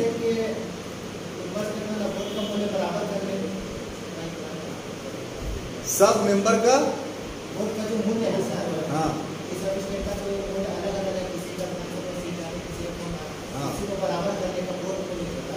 ठीक है, ये आप सही बोल रहे हैं, लेकिन पूरा कंसेप्ट आपका इस बोलने से नहीं लग रहा है कि क्लियर है। किसी स्टेट से है जी, एमपी हो, किसी स्टेट से है, उसको चाहे छोटा स्टेट से है या बड़ा स्टेट से है, उसका वोट का वैल्यू बराबर है।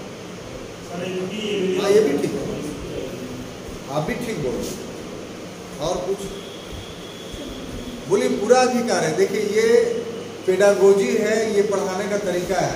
आपको हम उत्प्रेरित नहीं करेंगे, आपको हम डराएंगे या अपनी बात थोपेंगे तो उससे बात बिगड़ जाएगी। इसलिए पहले आपको उत्साहित किया जाए कि आप कितना जानते हैं और उसके बाद चीज़ों को आगे बढ़ाया जाए। ठीक है, ये टाइम टेकिंग नहीं है, ये ऐसा मंत्र है जिससे ऐसा होगा कि बाद का समय बचेगा। जो आने वाला समय है उसमें आप संदेह नहीं करेंगे किसी चीज़ में। नहीं तो यही टॉपिक जब जब क्वेश्चन आएगा ना सर, तब तब आप खोल खोल के पढ़िएगा, उस वक्त भी समझ में नहीं आएगा। तो इसलिए चाहते हैं कि ये चीज़ सही सही समझ में। क्लियर? अनुपातिक प्रतिनिधित्व प्रोपोर्शनल रिप्रेजेंटेशंस का मतलब क्या होता है? तो इसका अर्थ होता है, सिंपल सा आप लीजिए कि इसका अर्थ होता है सभी का प्रतिनिधित्व, सभी का प्रतिनिधित्व, यानी कोई भी व्यक्ति छूटे नहीं। किसी को चुनने में सभी का जो है वो वैल्यू, सभी को महत्व दिया जाए, सभी के मत का मूल्य हो। तो अब सभी का मतलब तो ये ना होता है भाई कि 100 लोग हैं तो 100 लोग समर्थक हों तब ना सभी होगा। तो ऐसा स्थिति, ऐसी आदर्श स्थिति तो किसी भी मुद्दे पे नहीं हो सकती। तब ऐसी स्थिति में माना यह जाता है कि अनुपातिक प्रतिनिधित्व, जिसका अर्थ हुआ कि सभी का प्रतिनिधित्व, तो अगर 50% से ऊपर लोग किसी बात को स्वीकार कर लेते हैं या 50% से अधिक लोग उसको चुन लेते हैं तो कहा जाता है कि वो सभी का प्रतिनिधित्व करता है। ठीक है। तो आम चुनाव में, अब इसको समझने के लिए अपने देश का ही चुनाव हम लेते हैं तब आपको समझ में आ जाएगा।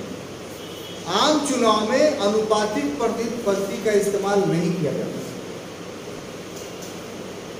आम चुनाव में जो है वो अधिक वोट पद्धति का, हाईएस्ट वोट सिस्टम्स का इस्तेमाल किया जाता है, जिसमें बड़े मतदान में कोई भी व्यक्ति सबसे ज्यादा वोट ले आया अन्य के तुलना में, कोई भी व्यक्ति सबसे ज्यादा वोट ले आया अन्य के तुलना में, तो उसको उसकी जीत मान ली जाती है। जैसे एग्जाम्पल के तौर पर 10 या 15 कैंडिडेट आप ले लीजिए। 15 कैंडिडेट में एक कैंडिडेट जो है 18 वोट लाया, दूसरा कैंडिडेट 15 वोट लाया, तीसरा 10, चौथा 5, 2, 3, 1, कोई एक भी नहीं लाया। तो इस पद्धति में जीत कौन जाएगा?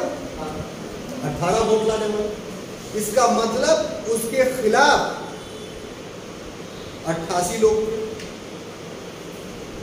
इसका मतलब वो व्यक्ति 88 लोगों का प्रतिनिधि नहीं है, वो सिर्फ 18 लोगों का प्रतिनिधि, लेकिन जीत तो गया वही। हम लोएस्ट इसलिए आपको दे रहे हैं कि देखिए इस सिस्टम से लोकतंत्र में सभी लोगों को प्रतिनिधित्व नहीं मिल पाता है।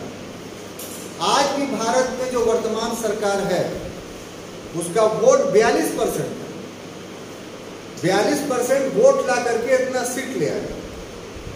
इसका मतलब कि आज भी भारत के 58% लोग जो है वर्तमान सरकार के खिलाफ मत दिया था नहीं। तो इससे जो है सही प्रतिनिधित्व का चुनाव नहीं हो पाता अधिक मत पद्धति से। अब वहीं पर अनुपातिक प्रतिनिधित्व पद्धति अगर इस्तेमाल किया जाएगा तो क्या होगा कि वही आदमी इलेक्टेड होगा जो 51% वोट लाएगा। अब 51% जो व्यक्ति वोट लाएगा तो इसके लाने के लिए सिस्टम अडॉप्ट करना पड़ेगा कि कौन सा सिस्टम अपनाएं कि 51% वोट आए। यदि ऐसे ही छोड़ देंगे तो फिर दोबारा इलेक्शन कराना पड़ेगा और बार बार इलेक्शन, 10 बार इलेक्शन का है, 51% किसी का नहीं है, तो वेस्टेज ऑफ मनी और वेस्टेज ऑफ टाइम होगा। तो इसको रोकने के लिए सिस्टम लाया गया एकल संक्रमणीय मत पद्धति, सिंगल ट्रांसफर वोट सिस्टम, जिसका अर्थ ये होगा कि जो वोटर होगा वो सभी को वोट देगा, लेकिन एक संक्रमण, एक ट्रांसफर के साथ। और वो संक्रमण, वो ट्रांसफर क्या होगा कि एक एक क्रम से वोट देगा, श्रेष्ठता का निर्धारण करेगा कि मान लिया जाए कोई एक व्यक्ति है, 4 व्यक्ति है, तो 4 में मेरे निगाह में श्रेष्ठ कौन है तो ये, उसको हम 1 नंबर देते हैं। इसके बाद कौन है तो 2 नंबर में। तो इस ढंग से वोटिंग डालेंगे और जब काउंटिंग होगा तो काउंटिंग में यदि किसी को 51% वोट नहीं आया तो फिर क्या करेंगे उसको कि उसका प्रक्रिया हम लोग बाद में जब इसको एक्सप्लेन करेंगे तब हम आते हैं। पहले ये जो सिस्टम्स है वो सिस्टम का अर्थ बता दिया। अब अर्थ के बाद इस सिस्टम में होता क्या, क्लियर है?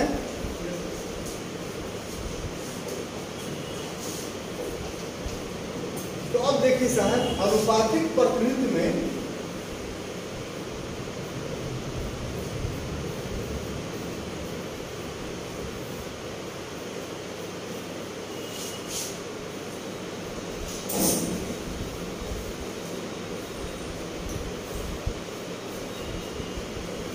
यानी प्रोपोर्शनल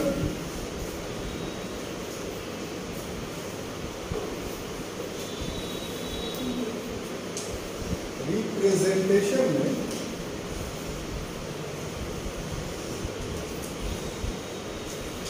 जो चीज अपनाई जाती है वो दो चीज अपनाई जाती है। कितना चीज? दो चीज। इसको जरा गौर से समझिए। एक राज्यों के मध्य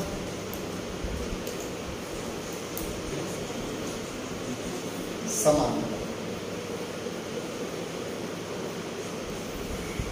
और दूसरा के सांसदों और विधायकों के इंग्लिश लिखना पड़ेगा ये सबका, हम चल जाएगा है?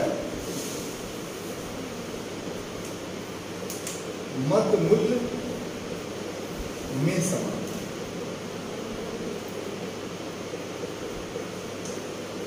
समझ में आएगा? हम प्रोपोर्शनल रिप्रेजेंटेशंस की जब बात करते हैं तो इसका दो अर्थ होता है।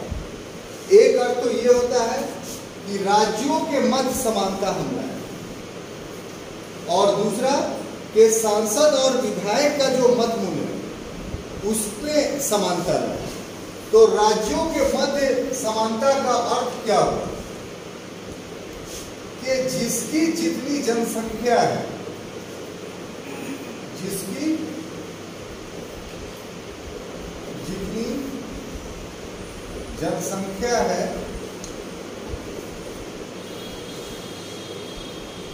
उतना ही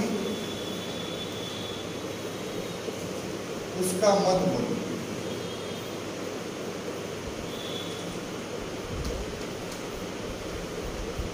अब ये क्यों जनसंख्या को क्यों लिया गया है? क्योंकि शुरू में हमने कहा कि हमने अप्रत्यक्ष निर्वाचन अपनाया है राष्ट्रपति का, जिसका अर्थ होता है कि जनता स्वयं तो भाग नहीं लेती लेकिन अपने प्रतिनिधियों के माध्यम से भाग लेती है। जनता का इनडायरेक्ट रिलेशन इस इलेक्शंस में है। हमने राज्यों को वोट देने का अधिकार इसीलिए दिया कि संपूर्ण जनता की भागीदारी उसमें। तो संपूर्ण जनता की भागीदारी के लिए हमने प्रत्यक्ष साधनों का इस्तेमाल नहीं किया, अप्रत्यक्ष साधनों का इस्तेमाल किया, यही ना?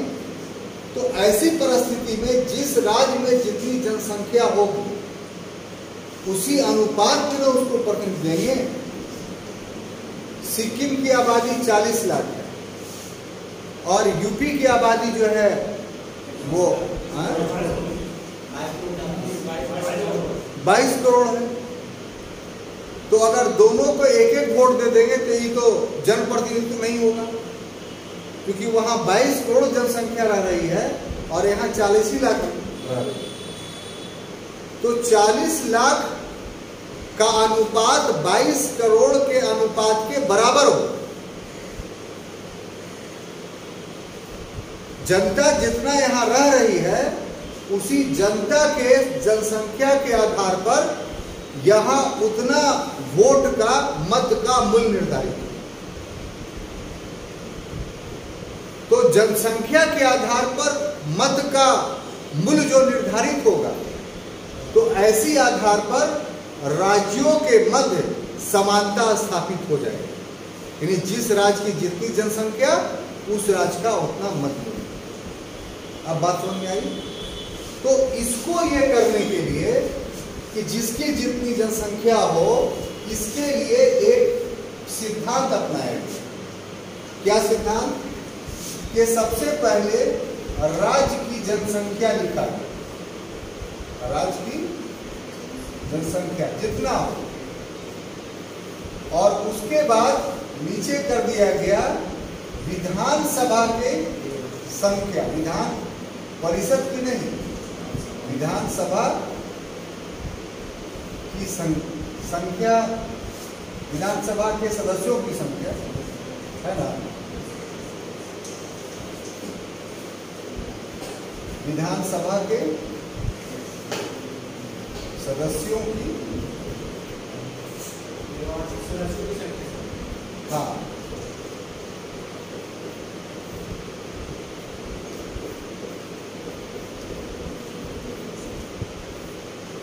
और डिवाइडेड 1000, या इसको ऐसे भी कर सकते हैं इंटू 1/1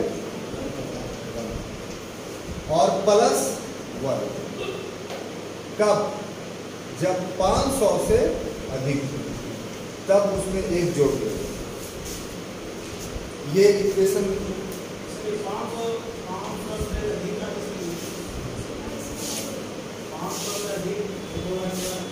कहीं हमें से पूछिएगा। इतना उम्र क्रॉस कर चुके हैं, कहीं नहीं आदमी मिला बताने वाला। कह रहे हैं यहाँ तक पढ़ के पहुँचे हैं, पढ़े होंगे ना भाई, सिविल सर्विस की बहुत दिन से तैयारी कर रहे हैं, सर इतना कठिन हमें से क्या पूछते? आप नहीं जान रहे हैं वो तो हम जान रहे हैं। मेरा सवाल ये है आपसे कि आप तो खुद किताब पढ़े होंगे और भी किसी से पढ़े होंगे, या ऑनलाइन भी बहुत सारे लोग क्लास कर रहे हैं, ये सब सवाल वहाँ का नहीं करते सर। आप बहुत कुछ समझ जाते हैं कि डायरेक्ट आप हम ही को जो है पकड़ लेते हैं। ऐसे आप ना भी पूछते तो हम बताते। अभी तो शुरू ही हुआ है, कुछ देखते चलिए। तो इस इक्वेशन से मत निकलता। अब देखिए, आप गौर से इसको कि यहां जो है वो 1000 से इसको भागा क्यों दिया है? तो यही पूछना चाहिए, मत निकलता। इसकी क्या आवश्यकता है सर? आपको तो एक जोड़ने से पहले 1000 दिखना चाहिए, तो इस पर सवाल नहीं किए।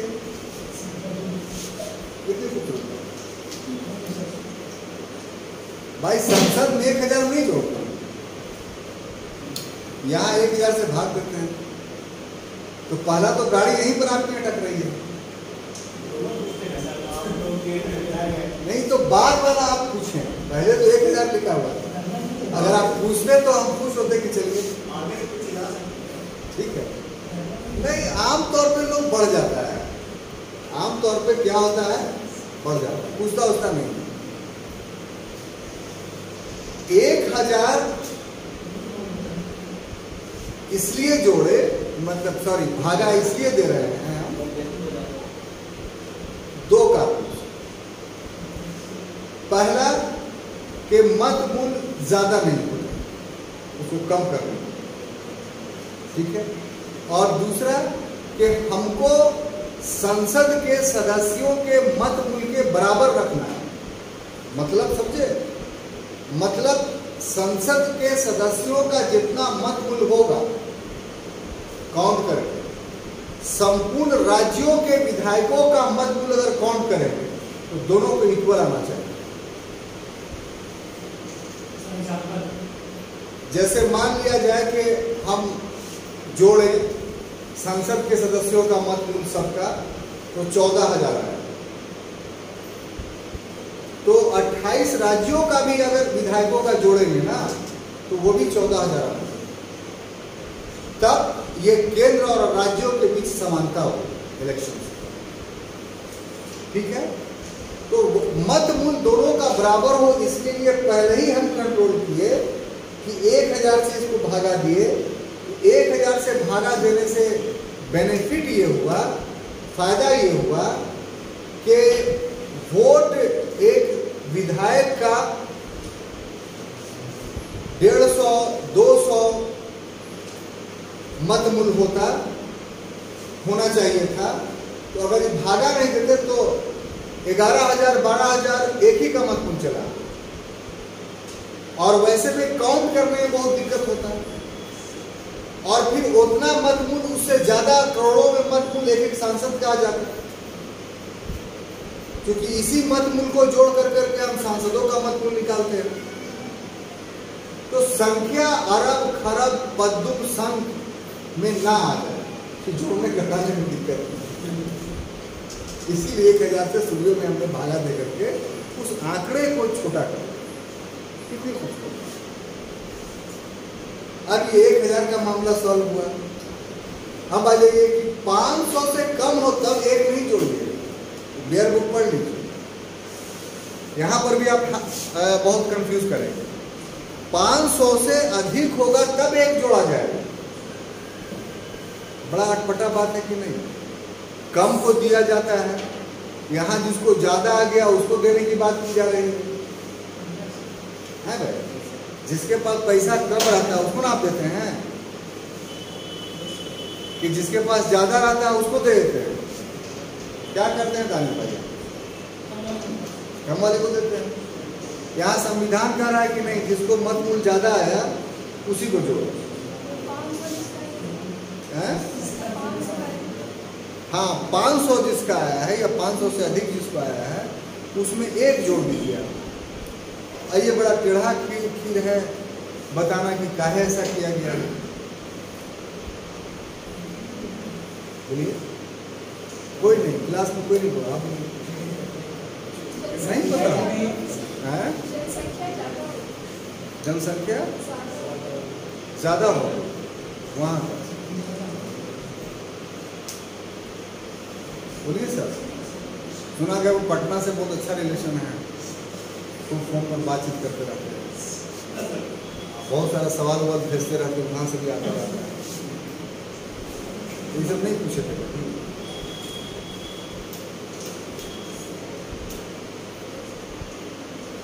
क्या कहा जाए जिससे आप खुश हो जाए इस मामले में?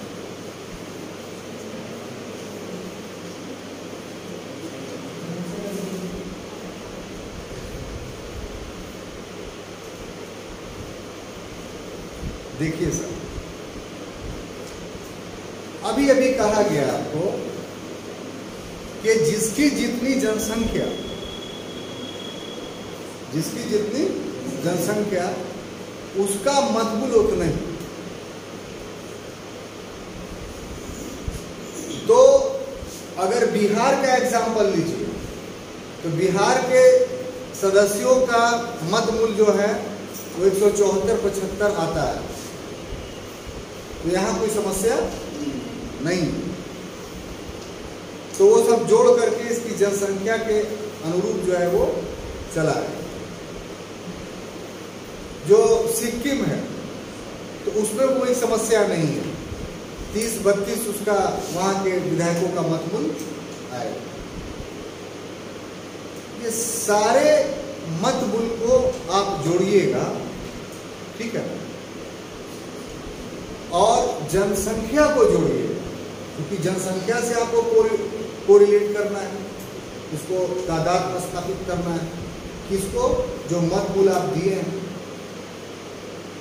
तो जो 1000 से गुना किए हैं ना, तो यदि जहां 500 से ऊपर आ रहा है वहां उस जनसंख्या के अनुपात में उसका मतमूल नहीं आएगा। और हर 500 जिसको वोट मिला है या 500 से ऊपर मतमूल मिला है, उसमें अगर एक बढ़ा देंगे तो जितने लोग संख्या में आएंगे उस आधार पे उसका जनसंख्या के अनुपात में मतमूल बराबर होगा। तो छोटे राज्यों में मतमूल 500 से कम आने पे 100 में बराबर हो जाता है, और बड़े राज्यों में मतमूल 500 से अधिक आने पर कम हो जाता है, बराबर नहीं होता है। क्योंकि अधिक मतमूल आया तो इसका मतलब ये हुआ कि उसके पॉपुलेशंस में उतना मतमूल कम हो गया। तो उसी को मेंटेन करने के लिए 500 से आगे जिसका भी वोट का मूल्य आता है उसमें एक जोड़ दिया जाता है, ताकि उसकी मूल जनसंख्या से सामंजस्य उसका स्थापित हो जाए। छोटे राज्यों में कम मतमूल जिसके आते हैं उसमें 100 में सामंजस्य स्थापित हो जाता है। ये दिक्कत बड़े राज्यों के साथ। बात समझ में आ रही है? नहीं भी समझ आपको आ रही हो तो इतना समझिए कि मूल जनसंख्या से मतमूल में सामंजस्य स्थापित करने के लिए बड़े राज्यों में जिसमें 500 से अधिक मतमूल आता है उसमें सामंजस्य स्थापित करने के लिए मूल जनसंख्या से उसमें एक जोड़ दिया। ऑब्जेक्टिव क्वेश्चन आएगा तो आपका यही जवाब है। क्लियर? सर एक ऐसे पोजीशन में है जैसे कि बिहार विधानसभा में एक वोट का डिमांड 173 है, 533 है, वो निकाल दिया। और यूपी का 208 है। तो फिर हम कैसे बराबर होगा सर? जैसे कि उसका तो ज़्यादा हो गया यूपी का। हाँ भाई, तो 500 से ऊपर नहीं ना आया, 500 से ऊपर नहीं आया। किसी का नहीं आवेगा। और जब यूपी का नहीं आए तो किसी का नहीं आवेगा। सिक्किम ये सब स्टेट का टर्म है। हाँ जैसे 20 है 25 है इसी हिसाब से है। हाँ, तो उसका और कम आवेगा। हाँ, तो प्रेसिडेंट के लिए बड़ा राज का बड़ा ताकत हो गया, छोटा राज का छोटा ताकत है। नहीं, हम तो आपको शुरू से बोल दिया कि जनसंख्या के अनुपात पे वोट का राइट दिया गया। वहाँ 22 करोड़ जनसंख्या, ठीक है, तो उसका वोट ऑफ राइट्स ज़्यादा होना चाहिए। सिक्किम का कम है तो कम होना चाहिए। वहाँ 22 को भेजता है, यहाँ 1 ही तो भेजता है मेंबर ऑफ पार्लियामेंट। ये बोला सर कि वहाँ जैसे बड़ा स्टेट है तो उसका बड़ा ताकत हो गया, छोटा स्टेट है तो छोटा हो गया। नहीं तो आप इसको कोरिलेट कीजिए जनप्रतिनिधि से। यहाँ जनता इनडायरेक्ट पार्टिसिपेट कर रही है तो वैल्यू जनता का। यूपी में जनता ज़्यादा है तो उस जनता का प्रतिनिधि के पास ज़्यादा वोट ना रहेगा। सिक्किम में जनता कम है तो उसके प्रतिनिधि के पास कम वोट होगा। सिंपल सी बात है। तब ना बोलिए कि जनता समानुपातिक रूप से भाग लिया। अगर दोनों को इक्वल 173 आप बिहार को भी दे दीजिए और सिक्किम को भी दे दीजिए तो सिक्किम के जनता को तो ज़्यादा वोट दे दिया आपने, उसका तो पॉपुलेशन उतना था नहीं। तो जिसका जितना जनसंख्या हो उसी अनुपात में भागीदारी को ही तो समानुपातिक प्रतिनिधि बोलते हैं। जिसका जितना अनुपात हो, समानुपात माने क्या? समान अनुपात, इक्वल प्रोपोर्शन। तो इक्वल प्रोपोर्शन का मतलब क्या हुआ? जितनी जनसंख्या उसी अनुपात में वोट। तो उसको निकालने के लिए सबसे बेस्ट साधन क्या है? ये कि हम एक राज्य की जनसंख्या का मतमूल निकालें। ठीक है। अब देखिए इसके बाद संसद का मतमूल निकालें। संसद का मतमूल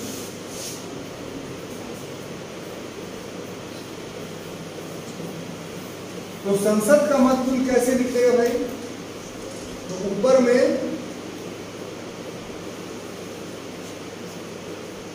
राज्यों का कुल मतमूल,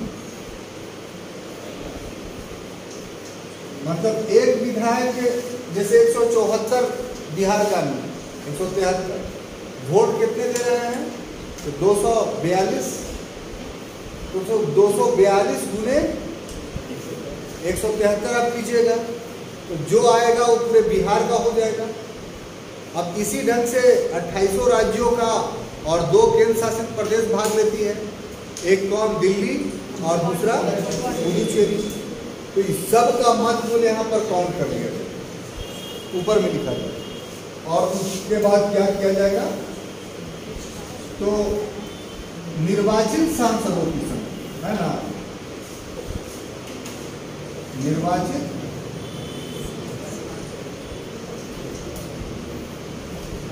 सांसदों की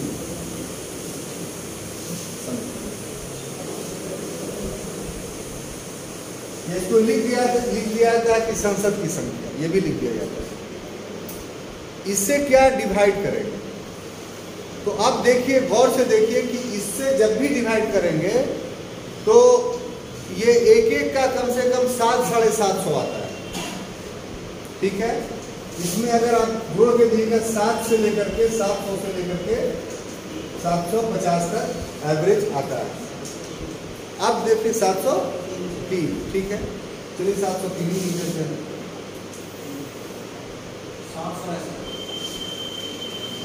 708 से 700 कर दिया जाए। 708 से 700 कर दिया जाए। अच्छा 700, चलिए। तो अब 701 सांसद का मतमूल है और विधायक का कहाँ आप देख रहे हैं?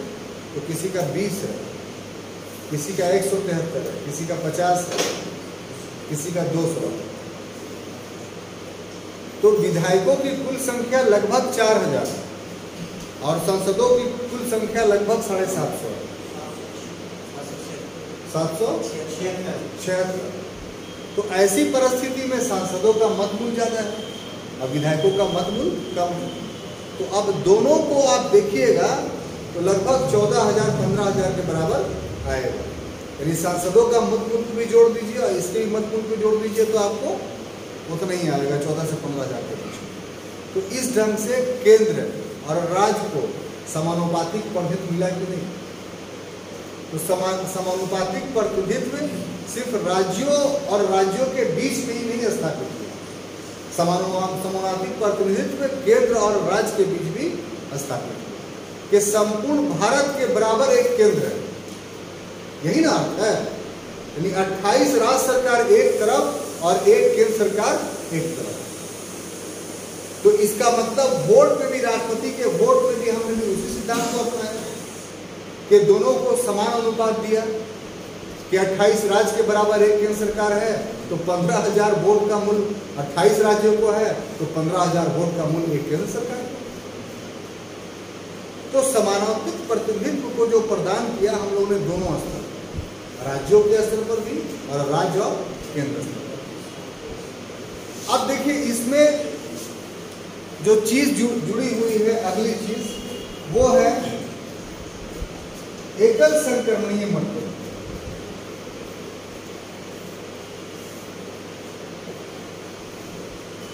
एकल संक्रमणीय मतदान, सिंगल ट्रांसफर वोट। इसमें क्या है, इसको क्यों अपनाया गया है? तो इसको इसलिए अपनाया गया है कि मतगणना में, जो मतगणना हो तो इस मतगणना में अनुपातिक प्रतिनिधित्व अपनाया।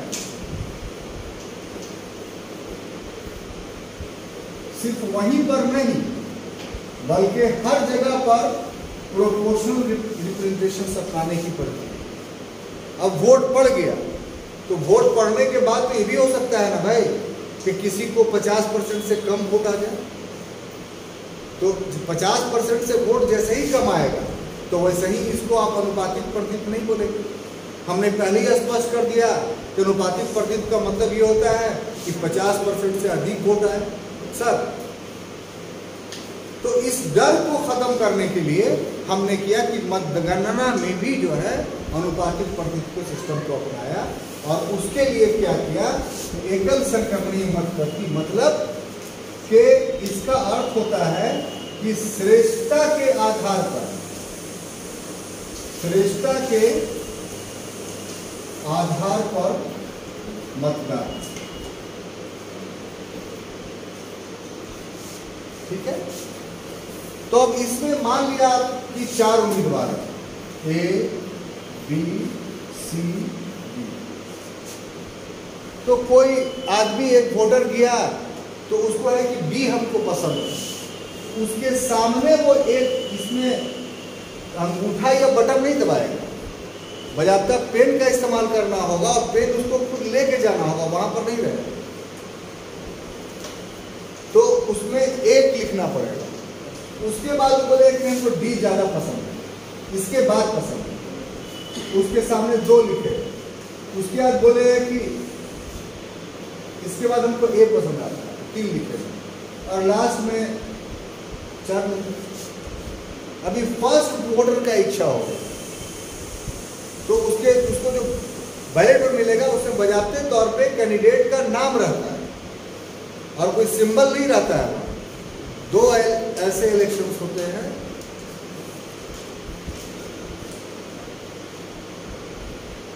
नहीं 3 4, एक राष्ट्रपति, एक उपराष्ट्रपति, एक राज्यसभा, एक विधान परिषद, कि जिसमें कोई सिंबल नहीं होता। सर या ये सब वो क्वेश्चंस है जो एराइज हो रहा है क्लास में, ये सब किसी बुक में आपको नहीं मिलेगा। और जो क्लास में क्वेश्चन एराइज होता है सिविल सर्विस का, वही क्वेश्चन बनता है। तो यहाँ सिंबल इस तरह नाम बजाते लिखा रहेगा।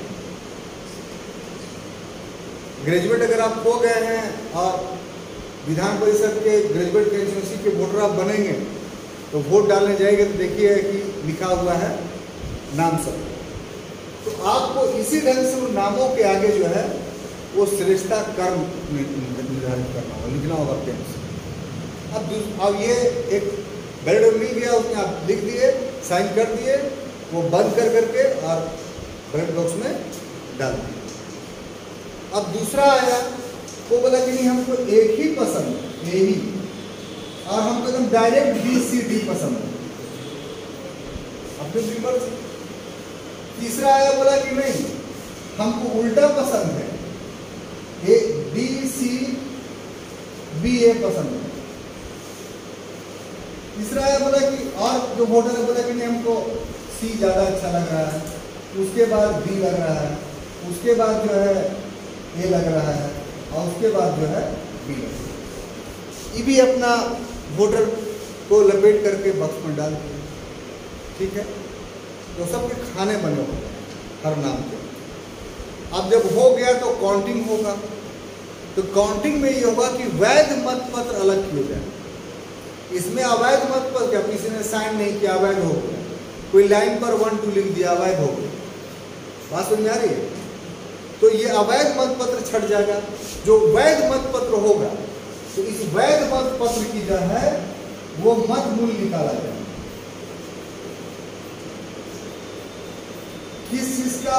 विजय का मत मूल्य। तो विजय का मत मूल्य कैसे निकाला जाएगा? तो जितना वैध मत पड़ा है, मान लीजिए कि XX पड़ा है, ठीक है, तो उसके बाद कितने कैंडिडेट खड़े थे? कितने कैंडिडेट खड़े थे? 4। तो अब चारों को जो है इसको 2 से हम भागा देंगे। तो मान लिया जाए XX जो है वो, सॉरी ऐसे नहीं, ऐसे गलत हम समझा रहे हैं, इसको ऐसे समझिए कि मान लिया 10,000 कुल वैध मत पड़ा, तो इसको 2 से डिवाइड करेंगे, क्योंकि हमको अनुपातिक पद्धति निकालना है। तो कितना आ जाएगा? 5,000 आ जाएगा। तो 5,000 नहीं, 5,000 प्लस 1, तो 5,001 वोट जिसको मिलेगा वो जीतेगा।